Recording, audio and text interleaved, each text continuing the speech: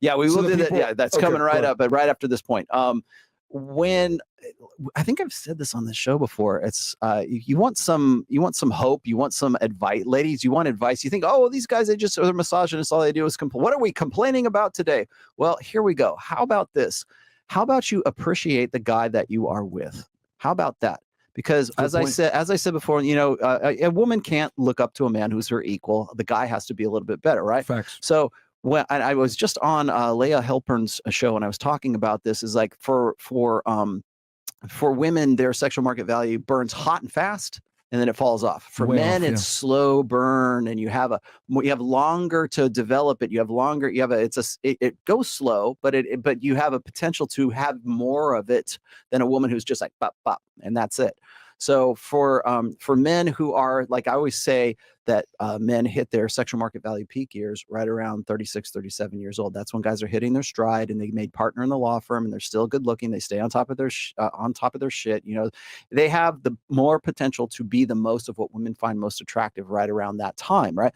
So, but it's low and slow, but there's you have more margin for error to maximize what makes you attractive, what makes you arousing as a guy, what makes you a high value man. You have a longer period of time than what makes a woman a high value woman in the sexual market sense.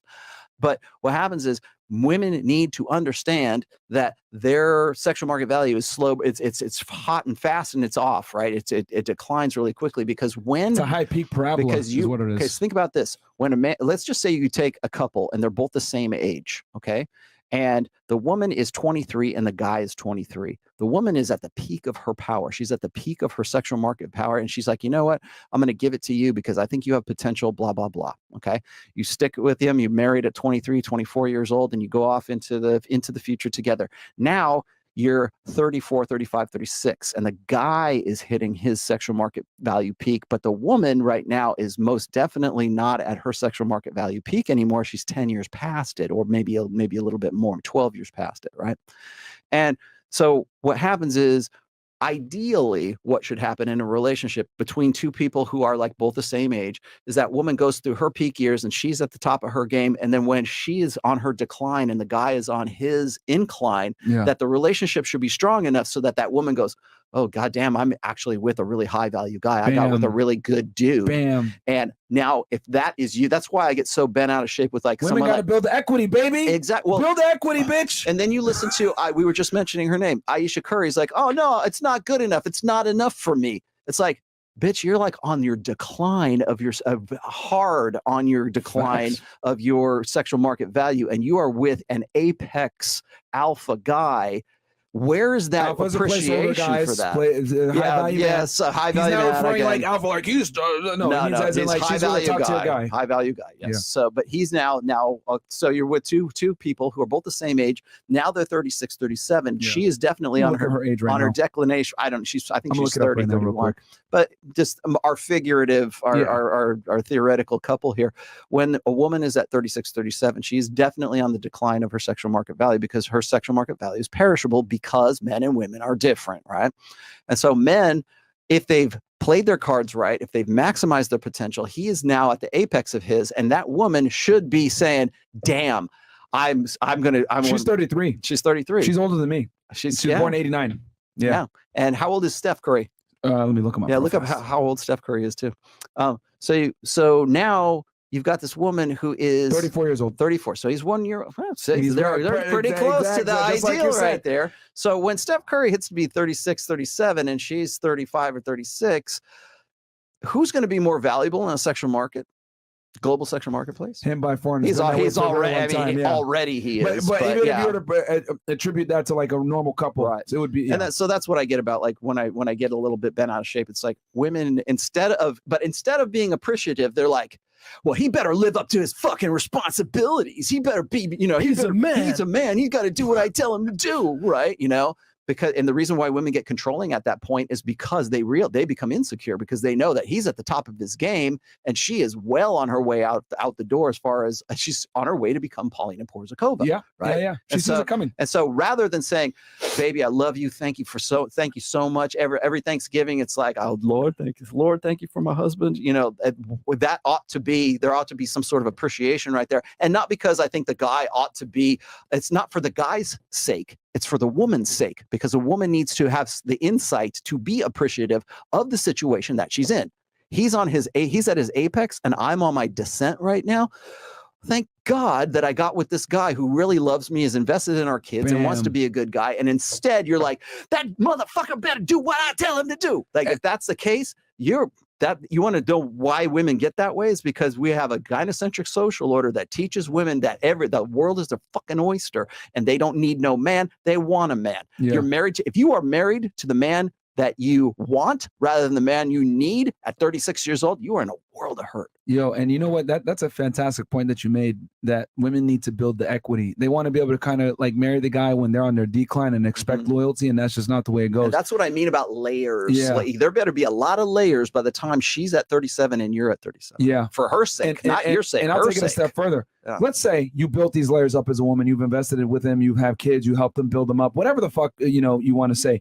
Let's go worst case scenario. Let's say you find out that he starts fucking other chicks and there's infidelity, whatever it may be. If you're the mother of his children, you're not a raging bitch. You accept the fact that he's going to have sex with other girls or whatever. I promise you, there's an extremely high likelihood he's going to keep you around. And even if you end up falling out with him and you're not his main chick anymore, whatever, he's probably going to take care of you, or at bare minimum, the kids. But we know, statistically speaking, men don't initiate the breakups. The women do. Women also have this this unreal perception. I can get better. I can do better. Get better. And not only that, they think my guy's going to leave me when he makes it. And the reality is the numbers show it. Men don't leave women. Even when they should, they don't leave women. So if you have kids with him, that from a statistical standpoint that he's probably not going to leave you, just shut the fuck up and accept what you got. And if he goes out and fucks another chick, he's more than likely going to come back to you. Appreciate what you have. Appreciate those layers. Yeah. But you want to know why women are so scared when it comes to having a high value guy and him walking out? It hit me just now. Because if the roles were reversed, they'd be out in a fucking instant. Right. That's the difference, because women don't understand that men aren't hypergamous. Yeah. We are okay with consolidating with a girl that might not necessarily be the fucking best. We're okay with that. But for them, they can't fathom that. I said this on another podcast, guys. Women are not empathetic. They're sympathetic. And what I mean by that is that with sympathy is she could feel sorry for you. But with empathy, she'll never understand you or be able to be in your shoes. Okay? And this is a perfect example of this when I mean women aren't empathetic. A man, right, can be with a girl. That girl, if he has enough investment with her beauty fades or whatever it may be, they have children together, whatever, he finds a better chick. He might not necessarily leave his girl high and dry for that better chick. He'll go have sex with that better chick or whatever, but more than likely he's going to come back to the main chick. He ain't going to break up with her. Men don't throw away good things a lot of the times or whatever, unless you're a raging bitch and you're over here accusing them, not giving them peace or whatever. But the reason why women have such an insecure mindset when it comes to this is because if you were to reverse the roles, they would leave you in an instant. And what I've come to realize about a lot of modern day women is they look at the world and they look at life through a female lens at all times. Yes. They could never look at the world through a male lens and not understand that our concept of loyalty is way different than fucking theirs. If I fuck another bitch, it's not that serious. If you fuck another guy, it is that serious. And you're probably going to leave if you fuck another guy. But women don't get it that if I fuck another girl, I probably won't leave you for that other bitch because I have investment with you. And I just want to have sex with other girls for recreational purposes only. It's not emotional. But women are not able to comprehend that we are different. However, men can. Why? Because any guy that is good with women needs to understand women. That's how you become good with women, because you need to be a step ahead of what the fuck they're doing. This is why I'm saying men have to be empathetic to be good with girls. Women don't have to be empathetic to be good with men. You know why men understand differences in sex better than women do is because women are communitarian and men tend to base things on hierarchies. I know if a guy is above me in the social strata.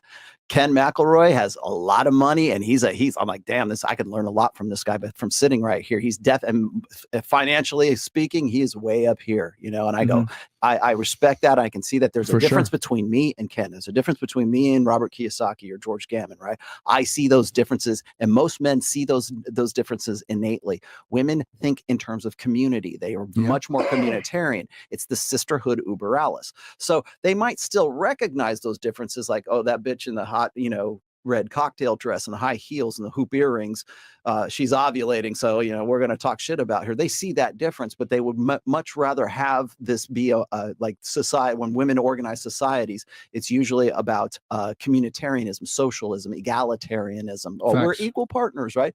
The reason why you hear women say equal partners, not my husband, we're partners in this right now, and there's that sort of back and forth that they want to sort of have this idealized egalitarian equalism between them, is because the world that they live in is one where everybody, like men and women, ought to be equals, rather than men see, like when men see differences, we see differences between ourselves and between somebody who's lower than us or somebody who's higher than us. They don't. Yes. Yeah. And so we understand. But the thing is we live in a gynocentric society right now that says that what's good for the goose is good for the gander. That's why you always hear these women go, well, what about men? What about this? What about that? Like even in the abortion debate that we're having right now, they're like, well, if men could keep it in their pants, that's an effort to say that we're all the same, that we bear an equal responsibility for abortion and for childbirth and everything else. That's what this want, but we do not. Because when that baby is inside that woman's uterus, I'm powerless at that point. It's all about you, not about me. And there's a qualifiable difference at that point. Okay.